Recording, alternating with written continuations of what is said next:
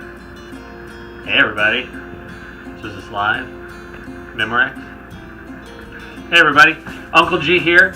Auntie T's behind the camera because hey, it's Super Bowl weekend and we're gonna learn how to make, and I am, some tasty treats for the big game with some of our Uncle G's chicken, pasture-raised, organically fed, awesome tasting chicken. I think you're gonna get a picture of it. It's nice right there. Look at that. So we're gonna make some chicken nachos, chicken tacos, and some buffalo chicken dip for the nachos or some other chips or just throw the TV, you know, whatever.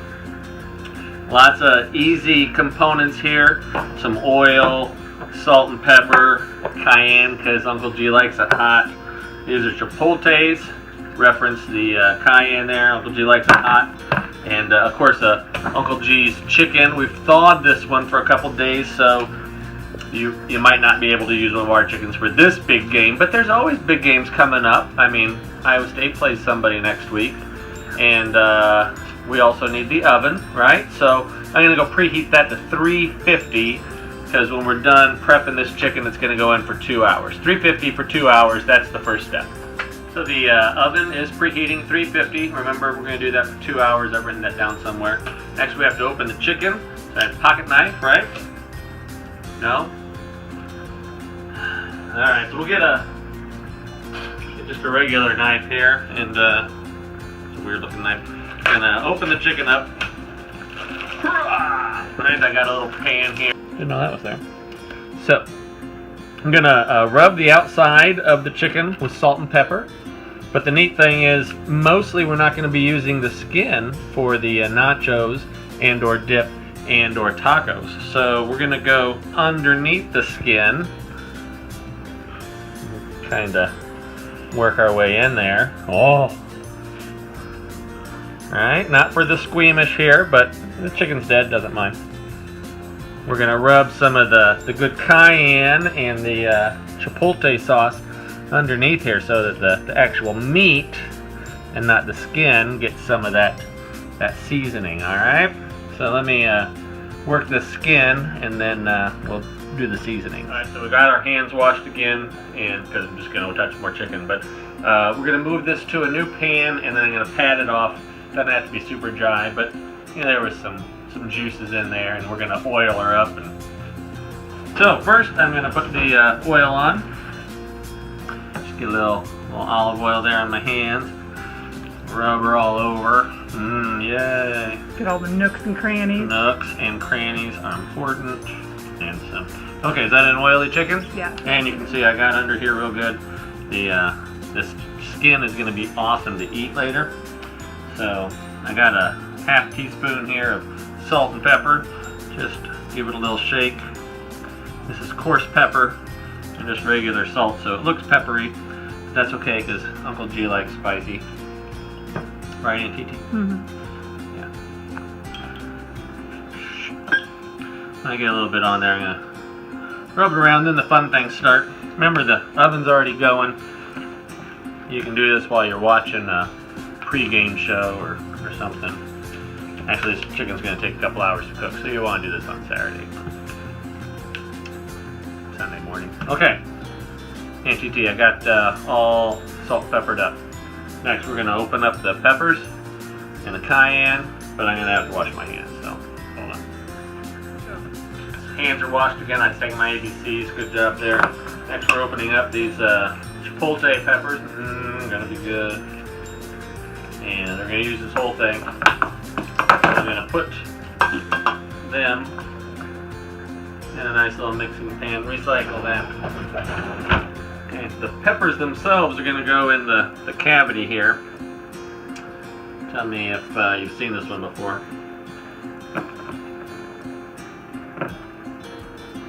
Am I leaving enough sauce there, TT? Yeah, you could. So those are just in the cavity there. That's alright. Now we're going to add a little bit of oil. Make this less thick. And a little salt and pepper, because who doesn't like salt and pepper, right? We got a fork. Bursty. Oh, thank you, Aunt Titi. Hands in here and just rub it inside, huh? On the meat. Between the skin and the meat. Okay. See some of that going there. Mostly on the breast meat, because you can put some on the legs. Yeah, you can put it all over. Put it all over. Good. Put it on the inside of the skin. Flip that thing over. Oh yeah, there's another side. What do you know? Get under there. Oh, look at that. Forgot about that side. You often forget about the back I side. do.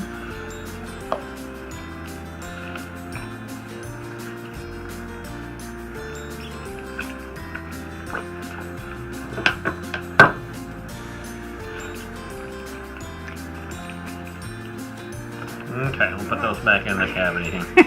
They came out. That's alright. So there's our chicken. $3.50 for 2 hours. I wash my hands. I go feed pigs and stuff while that's cooking. It doesn't take 2 hours to do that. Come back in, and we're going to do some other magic to this, and we'll get ready for some awesome chicken tacos, dip, buffalo dip, and chicken nachos. So, Who are you rooting for?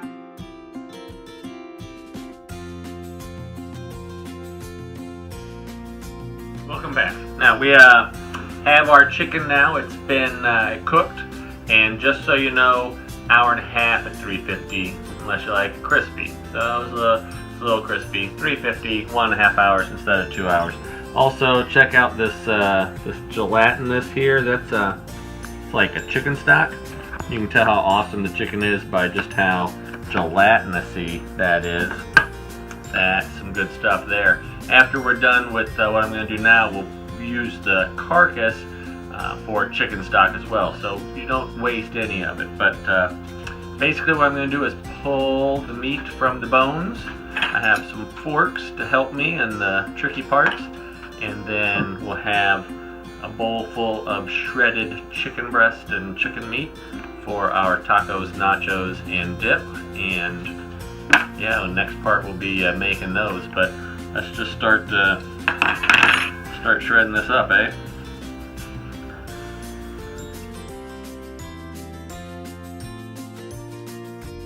We enjoyed the shredding of the chicken.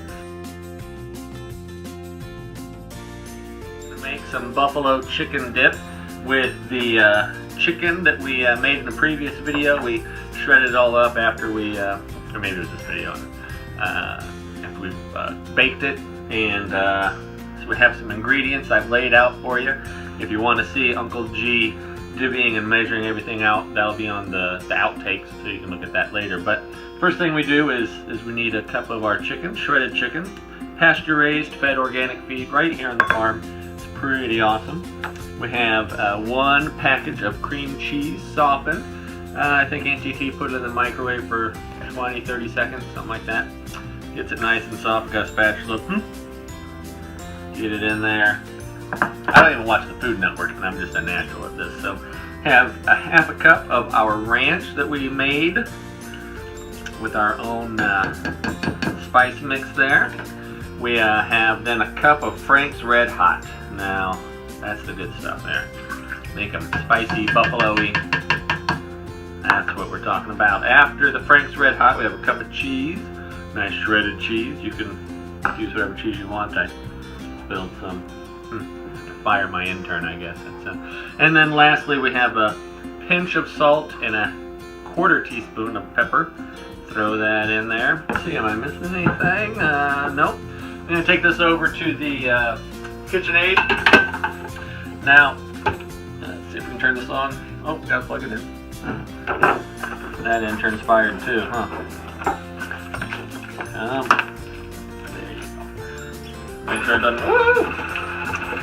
So we're going to let that stir for a little bit. It's more like a Super Bowl party mixer, get everyone together, not like the bacon cookies family wedding kind of thing. So we're just mixing it all together. I like to turn it up a little bit, and then off. You can see our lovely dip here. Everything's, oh, I got a spatula, thanks T. Put this over there. So then I'm just going to put it in the crock pot. We have a cover in there because who likes to clean crock pots, right? By the way, Uncle G loves crock pot meals. Got a lot to do on the farm, and if you can fix it up and forget it until it's time to eat, that's the way you do it. Okay, this is going to go on low for 4 hours. I'm going to spread it around, even it out, and then I'm going to put some cheese on top. Looks good already. Have some of the same cheese we used earlier, kind of sprinkled on top. Get a crust, I assume. This is going to be a dip for your nachos. Is that enough? Okay. And some blue cheese, because we're making buffalo stuff here. So you don't have to have the blue cheese if it's not how you buffalo, but I usually shuffle on the buffalo. Right. Do I want this whole thing, T? No? Okay, good. Okay, put a lid on. I like this one because it has the power is on low. Oh, that's 9 hours. We don't want that. 4 hours. That's it, and now we shuffle off the buffalo. We'll have our taco spread here. The piece de resistance is the shredded chicken, pasture-raised, organically fed, right here at Uncle G's farm. But we got flour tortillas here. We got corn tortillas. This is probably cilantro. Got jalapeno peppers, olives, beans, onion, sour cream, lettuce, everything Tabasco to make it spicy. So what I'm going to do, oh, and for the chicken, so maybe this has been in the refrigerator, right? You can put a little bit of that chicken stock that we had left over on the stove, bring that to a boil, turn it off, then add your chicken to that pan, let it soak up into the warm chicken stock for about 3 minutes, strain it out, and then your chicken is warm, not rubbery like if you put it in the microwave. And so yeah, I'm gonna make some lunch and get ready for the nachos that are coming up next. Have a good Super Bowl Sunday. Let's see what we got here.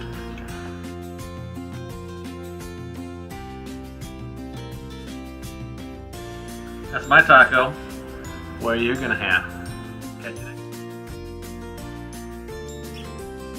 Alright, so we're back with the third dish for Super Bowl Sunday, all made from one of our pasture-raised, organically fed chickens.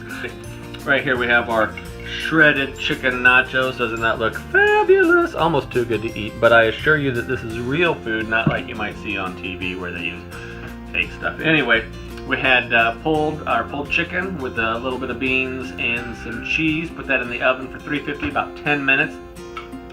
While that's doing, you put the nachos down on your platter here. Take it out of the oven once the cheese is melted. Put it down, and then you just go crazy with lots of fun, colorful things. We are about ready for the game. So thanks. Have a good Super Bowl Sunday. It's going to be awesome. One chicken, so many meals. Take care.